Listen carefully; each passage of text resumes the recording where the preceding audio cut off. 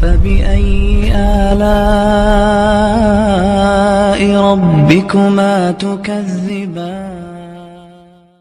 رمضان کا پہلا خاندانی کام آپ نے کیا کرنا ہے بھائی؟ جلدی سے بات کو ختم کر رہا ہوں میں. ایک روزہ بھی نہیں چھوڑ, یہ آپشن ہی ختم, چاہے سحری میں آنکھ کھلے یا نہیں کھلے. اس سے روزے آسان ہو جائیں گے, ورنہ ٹینشن. دوسرا کام خاندانی کیا کرنا ہے؟ تراویح کی نماز. کیا کام کرنا ہے بھائی؟ اور تراویح 20 رکعتیں ہیں, 8 رکعتیں بولو نہیں. حضرت عمر سے 2 روایتیں, ایک 8 والی اور ایک 20 والی, کہ حضرت عمر نے کتنی دیکھو نبی صلی اللہ علیہ وسلم نے تراویح کی کتنی رکعتیں پڑھی ہیں, کوئی بے غبار حدیث میں ہمیں اس کا تذکرہ نہیں ملتا. بس اتنا ہے کہ 3 دن پڑھی ہے, بس کتنی پڑھی ہے ہمیں نہیں پتا. یہ ہمیں حضرت عمر کے عمل سے پتہ چلتا ہے, کیونکہ حضرت عمر بدعتی بولو نہیں ہو سکتے, کیونکہ انہوں نے جب جماعت سے 20 رکعتیں پڑھائی ہیں حضرت عمر نے, تو اس کا مطلب نبی نے ان 3 دن میں کتنی پڑھی تھیں. اور ایک ضعیف روایت میں اس کا تذکرہ بھی ہے کہ نبی نے 20 رکعتیں پڑھی ہیں. تو ضعیف روایت کی تائید جب خلفائے راشدین کے عمل سے ہو گئی تو وہ ضعیف بھی عملاً کیا بن گئی؟ صحیح بن گئی ہے وہ. تو حضرت عمر سے 2 ہیں, 8 بھی اور 20 بھی.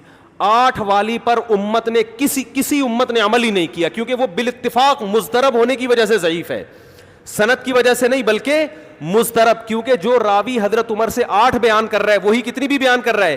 20 بیان کر رہا ہے.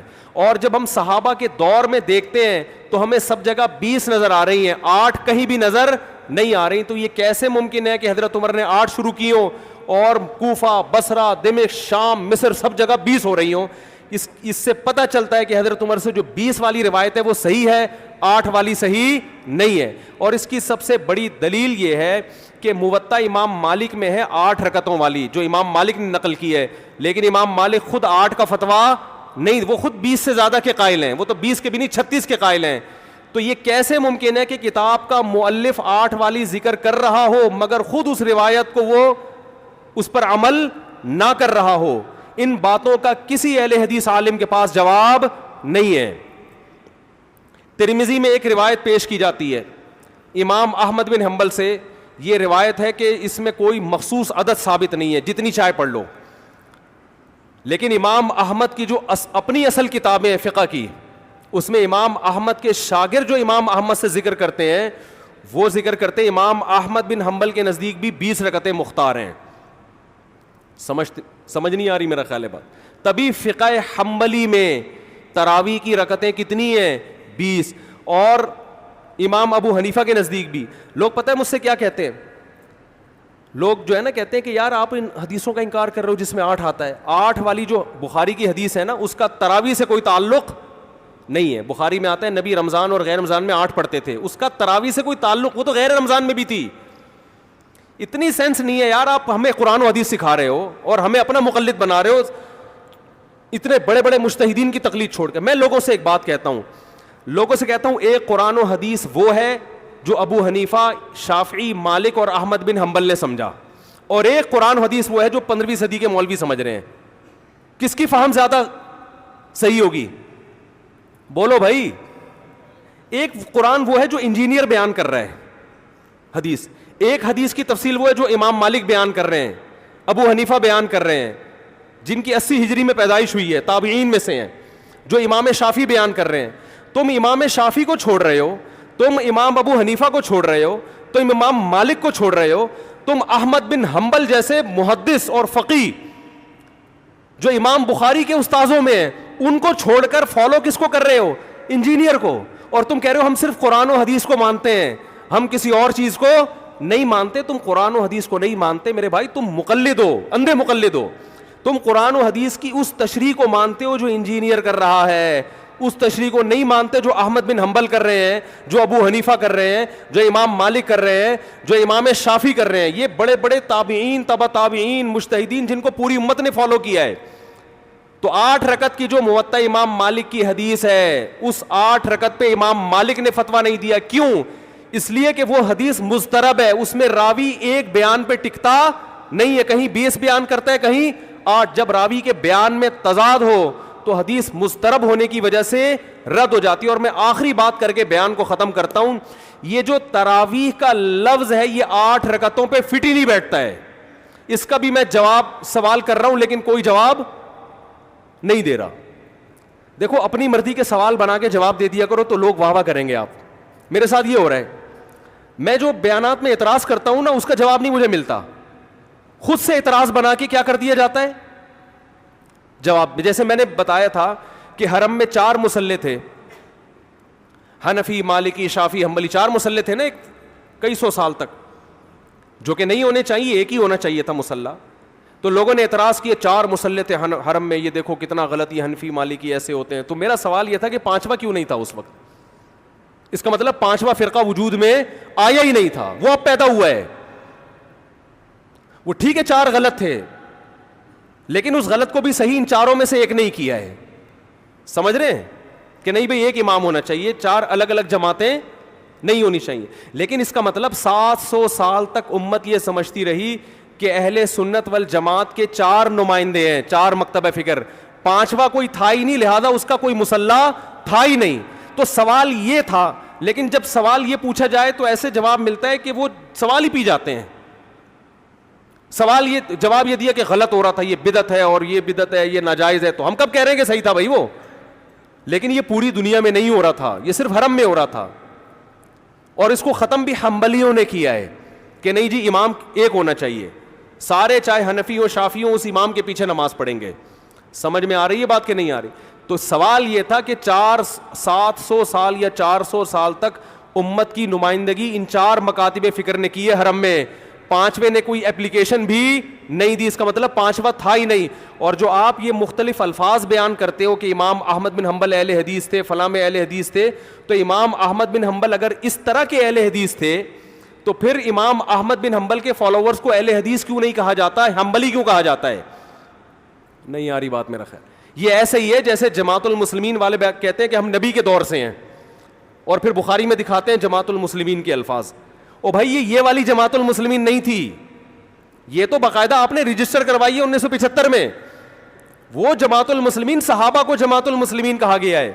تو یہ جو اہل حدیث کا لفظ ہمیں پرانے وقتوں میں ملتا ہے یہ محدثین کے لیے ملتا ہے, یہ کسی مخصوص فرقے کے لیے نہیں ملتا. پھر بھی میں اہل حدیث کو اہل سنت میں داخل سمجھتا ہوں, میں پھر بھی ان کو نہیں کہتا کہ جہنم میں جائیں گے, لیکن میں کہتا ہوں کہ آپ کم از کم اس چند 100 سال پہلے آپ پیدا ہوئے ہیں, آپ کی جماعت وجود میں آئی, ہم پھر بھی آپ کو گلے لگانے کے لیے تیار ہیں, اور ہم صدیوں سے چلے آ رہے ہیں. آپ ہمیں کیا کر رہے ہو, آپ ہمیں گمراہ لوگوں میں داخل کر رہے ہو. تو اسلام بہت پہلے بر صغیر میں آیا ہے, جس شکل میں آیا ہے وہی شکل ٹھیک ہے, بات کی چیزوں پر اعتماد نہیں ہوتا ہمیں. تو میں ایک بات کر کے بیان کو ختم کرتا ہوں, یہ جو 8 کا لفظ ہے نا, تراویح کا لفظ ہے, یہ 8 رکعتوں پر صادق بولو نہیں آتا. بہقی کی حدیث ہے اور بھی روایتیں اس بارے میں کہ اسلاف جب تراویح کی نماز پڑھا کرتے تھے, اسلاف سے مراد صحابہ تابعین, تو 4 رکعتوں کے بعد آرام کیا کرتے تھے. تو اس لیے 4 رکعت کو ترویحہ کہا گیا. کیا کہا گیا؟ ترویحہ. روح سے نکلا ہے, روح. استراحت کا لفظ سنا ہے آپ لوگوں نے, آرام. استراحت کسے کہتے ہیں؟ آرام. ترویح آرام دینا. راحت, راحت کا لفظ تو اور آسان ہے نا. ارے راحت کا لفظ نہیں سنا؟ راحت کسے کہتے ہیں؟ آپ کہہ رہے ہوں گے وہ اسے کہتے ہیں ہمارے محلے میں رہتی ہے. راحت کہتے ہیں آرام, ریسٹ. استراحت, راحت. روح یروح ترویحا, باب تفعیل میں جب جاتا ہے آرام دینا. تو ترویحتن, کیونکہ 4 رکعتوں کے بعد آرام کرتے تھے تو ان 4 رکعتوں کو کیا کہا گیا؟ ایک ترویحہ, یعنی ریسٹ ہے اس کے بعد.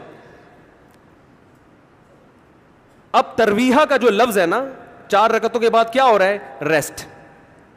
اٹ از کالڈ ترویحہ. سب کو پتہ ہے 4 رکعتوں کو ترویحہ کہتے ہیں. 2 ترویحوں کو عربی میں کہیں گے ترویحتان. کیا کہیں گے؟ جیسے رجل کا معنی ایک آدمی, رجلان 2 آدمی. عربی میں 2 کے لیے الگ لفظ استعمال ہوتا ہے, 2 سے زیادہ کے لیے الگ. تو اگر یہ 8 رکعتیں ہوتی تو ان کو محدثین تراویح نہ کہتے بلکہ ترویحتان کہتے یا ترویحتین کہتے. کیا کہتے؟ 2 ترویحیں. اور ان کے بیچ میں ویسے بھی ریسٹ کی ضرورت پڑتی نہیں, ٹھیک ہے نا. 4 رکعت کے بعد امام بیٹھتا, بولتے چل بھائی آگے جلدی کر, جانا بھی ہے گھر میں ہم نے. تو ترویحتین کہتے, ان کو محدثین تراویح نہیں کہتے. اور تراویح کا لفظ ہے جمع. عربی میں جمع کم سے کم افراد کتنے ہوتے ہیں اس کے 3, تو کم سے کم 12 رکعتیں ہونی چاہیے. لیکن تراویح بھی جمع کثرت ہے, جمع قلت کثرت, جمع اقصا کہتے ہیں جو بہت زیادہ جمع ہو. تو پتہ چلا 4 رکعتیں کافی زیادہ ہیں تو ان کو تراویح کہا جائے گا. 4 رکعتیں تھوڑی سی بھی ہو تو ان کو تراویح.